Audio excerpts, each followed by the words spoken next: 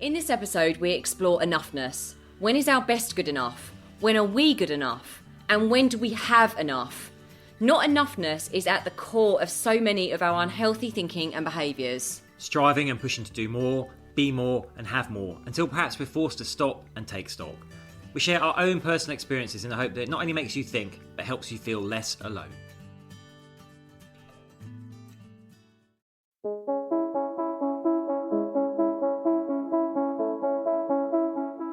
Hi, I'm James Davis. And I'm Claire Davis. We're the Midlife Mentors, here to lift the lid on how to achieve health and happiness. The balanced, no-nonsense way.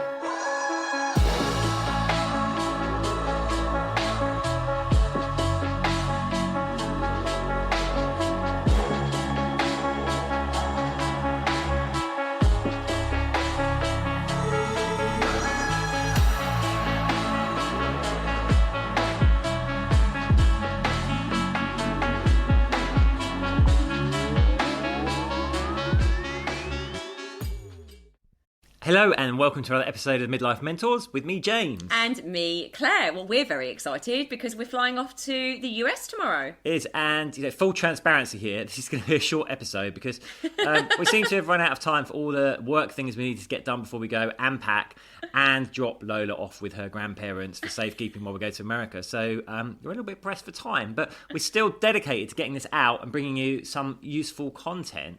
But the really, really funny thing is, I'm just listening to James saying all of that, and it's actually the concept for this podcast because he's like, "Oh, I've run out of time. I haven't actually got enough done. I haven't got enough of my to-do list and my work to-do list done." And today we want to talk to you about enough-ness. Actually, like, when is enough enough? Where do we get to the point where we've done enough, where we've completed enough, where we are enough, where our best is good enough? So it was really ironic that James was saying that. I was laughing to myself. But yeah, so we are off to the US tomorrow. Very, very excited. We're going for just over 2 weeks. Oh, actually, by the time you listen to this podcast, we will be in America. Yes, we're going to Las Vegas. So big old flight. Yeah. A very long flight.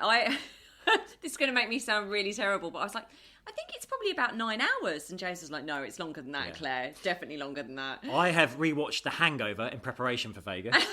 He actually has. And so we're just travelling around. We're doing Las Vegas. We're doing Sedona. Then we're doing our event that we're actually going there for. So we are going to an amazing networking event, meeting lots of wonderful people. Then going to New Orleans and then off to Miami, where we are doing a talk with Soho House there. So lots of connections, bit of work, bit of play, but we have not packed. We have not done anything yet, and we are leaving in precisely about 26 hours we are leaving. Yeah, and something else, that curveball that got thrown to us is this event we're going to. There's a fancy dress evening, so we've had to source fancy dress to take with us as well. So what are we going as, James? Ringmasters, yeah. So there'll be some real life footage of that, I'm sure. Anyway, so it will be a short one, I imagine, because this is I suppose this is a collection of our own experiences and our own thoughts, and we don't necessarily have, as we like to do, lots of research around this and lots of points to finish up with. It's not going to be that kind of podcast today, unfortunately, listeners, but it is going to be, I suppose, a sharing of definitely some stuff that's been coming up for me since the beginning of the year around this enough-ness, okay? Because what I find, I am, and James is too, but I'm an incredibly, incredibly ambitious person. I have lots of things I want to do in the world. That can sometimes feel very overwhelming because I feel like I'm not moving fast enough. And if anyone else resonates with any of what we're talking about on this podcast, please, please, please do let us know, because there is such a strength in us being a bit more vulnerable with each other. And I kind of wanted this to be an opportunity to be a bit more vulnerable about what's been going on for me personally. I'm sure James will share what's been going on for him too. But, back in March, I became very unwell. I had a lung infection, which nearly turned into pneumonia, pretty much. I was in hospital on a drip. And that's the illest I've been as an adult. It's definitely the illest I can remember. And from that point on, I actually experienced what I can only really describe as burnout, really. And everyone's experience of burnout is different, so I don't have a lot to relate it to. All I know is that I couldn't really get out of bed. Well, I didn't get out of bed, really. I just felt like hopeless, like everything was lost. Well, I know, of course, this is the stuff that we teach people, which is ironic, okay? So we go and teach people about burnout, stress, and what's happening hormonally, and what happens when you don't take care of yourself, and when you don't have balance in your life. And there I am, feeling like that at the beginning of the year. And what I know was it was basically my body's way of just saying, Claire, you really need to take stock here. You really need to slow down. You need to ground yourself and figure out what's really, really important to you. And actually why this is happening, where this is coming from. So I'm a massive advocate for lots of healing modalities. I've done lots myself. So I'm really, really into understanding where that fear is coming from. What's driving that behaviour? Yeah, I mean, I think it's a really good conversation to have, actually, Claire, because, in today's society, since the advent of advertising, which I've only had, since the 20th century, it's been all about advertising basically based on the premise of making you realise what you're missing in life. So you're always going for the next thing. If you've watched a classic series like Mad Men or read any books about advertising, it was invented to make people feel dissatisfied with what they had, so that they want something more, right? It's just continually selling the dream onwards. So we have that, I guess, that's obviously accelerated now. Now we're in the 21st century, it's multi-platform, it's very invasive, it's everywhere. So not only that, but we see everyone else's highlight reels as well in a way that we never knew before. We've talked about this before, you kind of could see, the old saying was like keeping up with the Joneses. You could kind of see what car they had, what having done to their house, and that's as much as you knew. Whereas now you see everyone's highlight reels, plus all this stuff's being pushed at you, Plus, there's a lot of messaging out there. I think particularly in the self-development space. I mean, I was listening to podcasts the other day, and it was literally like, every day that you take some time off, that's a day someone else is overhauling you. Every time you sit back, that's a day someone else is taking over. And it's this relentless striving, thriving. Now, I'm not saying don't push hard. Like, you do need to push hard. But it's about also listening to your body and your mind and getting into the rhythm of what works. Because here's the thing, we cannot sprint a marathon.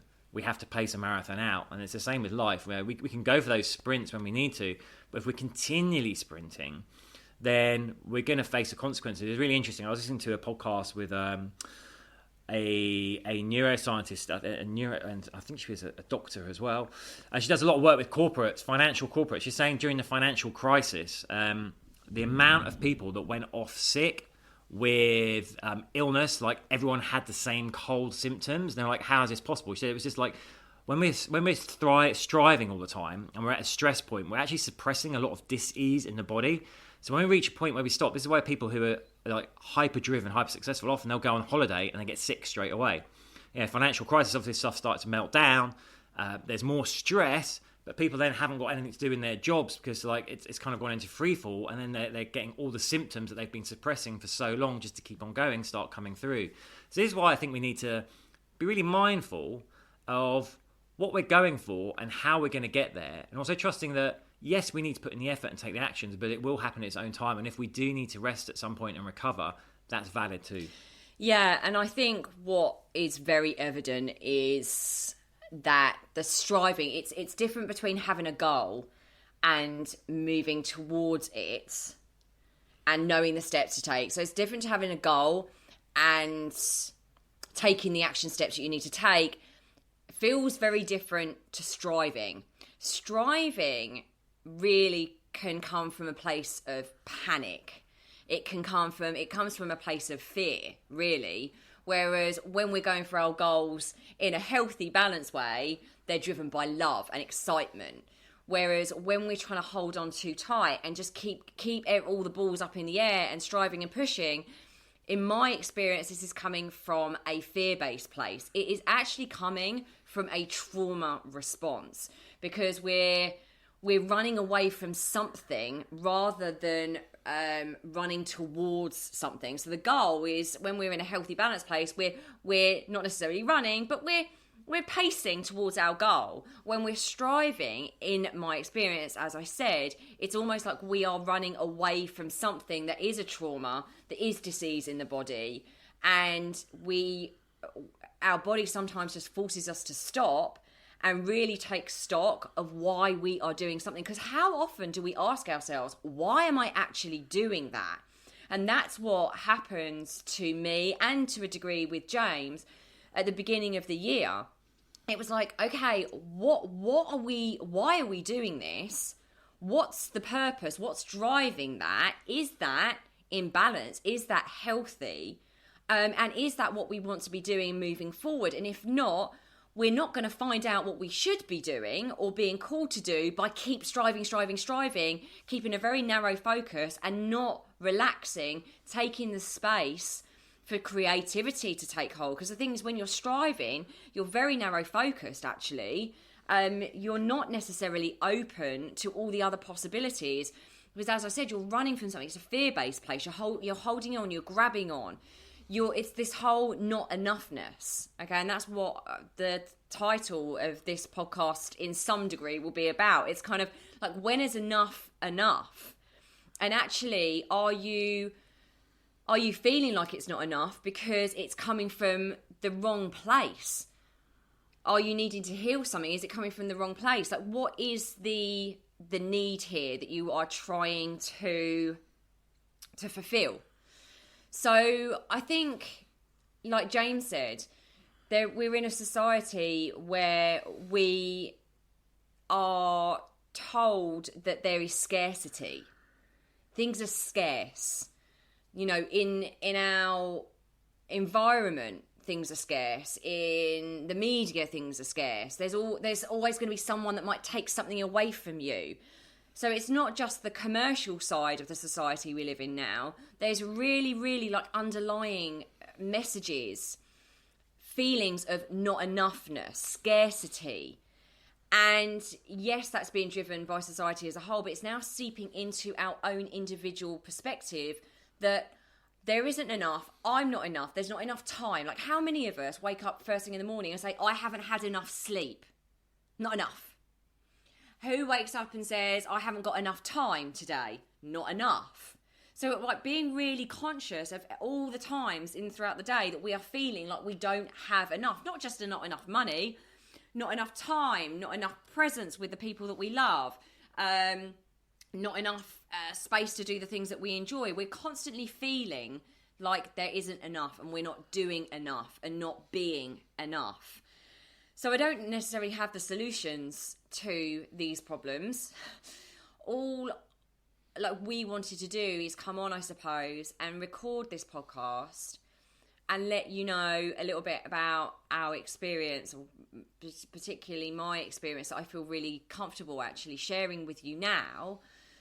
Because I do believe being ill and then having that brief moment of burnout was all because there is this thing in me that I'm still working through. I'm right in the weeds, right in the mud with anyone that's listening to this thinking, oh my goodness, this is me. I'm right in there with you going, you know, how do I heal that bit of me that is just can feel enough just as I am, that my best is good enough, that I'm doing my best and my best is good enough, and that life is going to be enough. Life is enough just the way it is, without any bows and sparklers and extra bits on it. Like, when is that going to be enough? And it's something that I'm working through right now that I wanted to share with you, because I've just literally had this conversation with 2 people this morning. So we're all feeling it. And as we find the solutions and as we work through this ourselves, and I am working through it individually this year, I've definitely changed enormously, phenomenally from the person that I was in May. I mean, I experience way more joy. I'm giving myself permission to experience more joy, to put more boundaries down, to give myself space and time to reflect. I mean, I wasn't even doing that. Space and time to reflect, connect with that higher consciousness, that higher part of myself. We could call it universe, God, whatever you choose to. These have all really helped me, and understanding where it's being driven from in my past and in my present has been really powerful. Thanks for that, Claire. I mean, I would Thank say you. I think I hope I didn't rabbit too much there. I think I've got a kind of like, I'd like to share a half a personal solution that I think works for me, right? So I think it's this. It's like, yes, first of all, we need to set goals in life. There's so much research out there. When we're not setting goals, when we don't have a purpose, then we'll just drift into the same kind of malaise, right? We're kind of like, life just becomes a bit of a grey, soggy mess of like, oh, yeah, lifelessness, basically. We're not living. So we need goals. We need purpose. So set your goals. Do all the stuff we've talked about in our goal setting podcast. Make them smart. Have those action steps. Have the time scales. Like, work towards them. Like, employ that discipline muscle. Discipline will get you there, get you over the line. Even on the days where you're feeling like you don't want to do anything, do the smallest bit so you still feel you're moving forward, right? But remember, be kind to yourself. Like, if you've set a time scale and you're falling behind, it's not the whole thing's out of the water. We set these things artificially. So just, I'd say, pay attention to what's going on around you. Like, are you still being internally driven, or external things that you've maybe experienced, seen, heard, starting to make you think you need to go faster? So take some pressure off there. And just when you do need to slow it down a bit, listen to your intuition, listen to your body and do it. Like, it's important you still keep taking those small steps so you don't feel you've lost momentum completely. But listen, you're setting your own time scale. You can still achieve your goal. You can still do it. You can still go out, but it'll just be at the pace that is right for you. Yeah, and I would say, just be careful of all the noise that you let into your life. I mean, it's constant, right? We've been bombarded subliminally a lot of the time with so much information of not enoughness, right? So just being really, really conscious of, how much of that you are letting in. And also this feeling of competition, right? Because we're being bombarded, we can see everyone's lives. It's so easy to exactly that, feel like we're not enough. But one of my hopes for myself is that bit by bit, I can keep coming home to my own instinct, to my own intuition, to my own purpose here on earth, and actually block out the rest of it and actually only be in competition with myself. And I say that lightly because I don't even want to be in competition with myself. It's about being the better version of yourself, or the more evolved, not better, the more evolved version of yourself every day, and actually tapping into that. Okay, what will make me feel amazing today? What am I being called today to do by that higher universal power? What is the song that I'm being called to sing, and how can I move more closely towards that? And shutting out what everyone else, all the hacks, all the tips, all the tricks, all of that stuff that we are bombarded with on a daily basis, like shutting all of that out. How can I connect with myself so I know I'm being guided to take the very next step? What we can do is just tap into our intuition, tap into our own guidance system, and take those steps that we know are going to help us expand in that day by day. That's my hope as I go through this journey and this evolving, which 2023 has been not what I expected, but everything I needed. 100%. 100%. I hope you find that isn't useful. It funny how life I hope does that? It resonates with you. We better crack on with our packing. Next podcast, we're coming to you live from the US of A. Yay. So we'll see you there. Sending lots of love. Do let us know if that resonated, because we love to hear from you. Take care.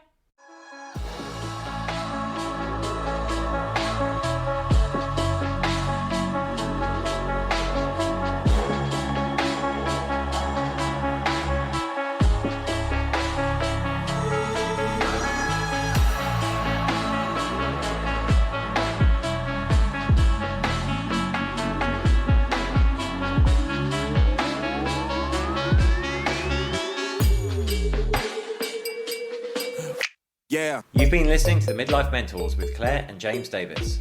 We'd love to hear from you. So drop us a line at info@themidlifementors.com with any questions or topic suggestions. And make sure you join us on our Facebook page and YouTube channel. You can find us under the Midlife Mentors. Yeah.